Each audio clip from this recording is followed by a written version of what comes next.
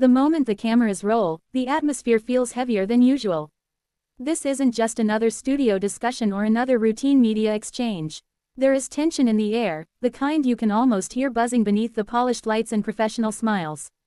The stage looks calm, controlled, and composed, but beneath that surface, something far more explosive is building. This is one of those moments where ideas collide, where power narratives are challenged, and where confidence meets unfiltered reality. The story begins with familiar figures who are used to dominating conversations.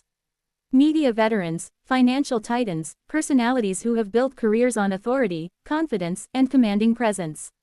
They walk into this space carrying reputations forged through years of influence, success, and public visibility.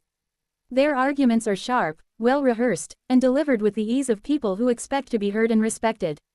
This is their arena, their world, their rules, or at least it usually is. But this time, the balance shifts. Into this environment steps a force driven not by status or television charisma, but by data, lived experience, and uncomfortable truths. A voice that doesn't rely on theatrics, but on precision. A presence that doesn't raise volume to gain power, but lowers it to sharpen impact. The energy changes instantly, not because of confrontation, but because of clarity.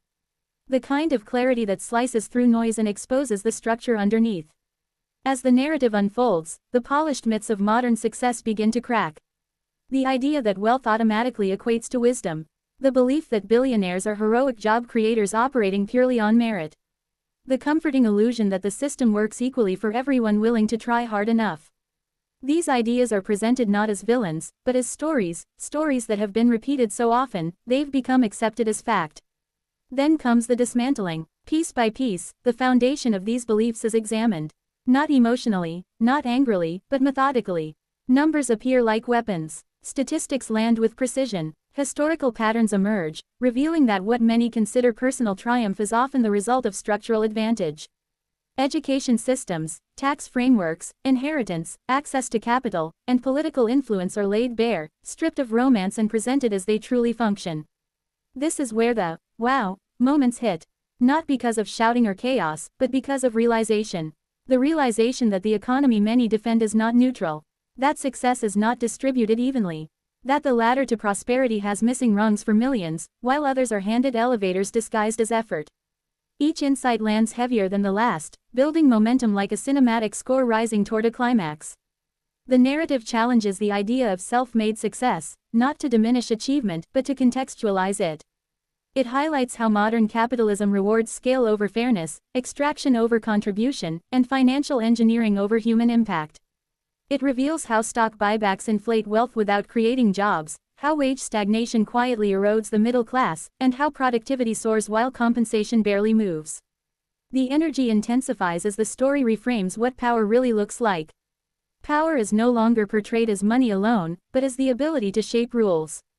To influence policy. To control narratives. To decide what conversations are allowed and which are dismissed. The camera doesn't need to move, the tension moves on its own. The weight of truth shifts the room, exposing discomfort in places usually shielded by confidence. This is not an attack, it's an exposure. The storytelling dives deeper, connecting individual success stories to global consequences. Housing markets transformed into investment vehicles. Education turned into lifelong debt. Healthcare treated as a commodity rather than a human right. Each topic flows seamlessly into the next, creating a panoramic view of a system designed for efficiency, not equity. And then comes the turning point. The narrative stops asking who is winning and starts asking who is paying the price.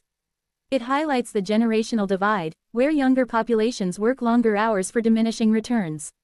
It exposes the psychological cost of chasing an economic dream that keeps moving further away. Burnout becomes normalized. Anxiety becomes routine. Stability becomes a luxury. Yet even in this intensity, the story doesn't collapse into despair. Instead, it pivots toward accountability. Toward responsibility. Toward the idea that systems are built by people, and therefore can be rebuilt by people. It emphasizes that acknowledging structural advantage is not weakness, but maturity. That real leadership isn't about defending wealth, but about understanding its impact. This is where the cinematic arc peaks. The room feels smaller now, not because of space, but because illusions have nowhere left to hide. The confidence that once dominated the atmosphere feels different, less certain, more guarded. Not defeated, but challenged in a way that can't be easily brushed aside. The final stretch of the story zooms out. It speaks to viewers directly, not by addressing them, but by reflecting their reality.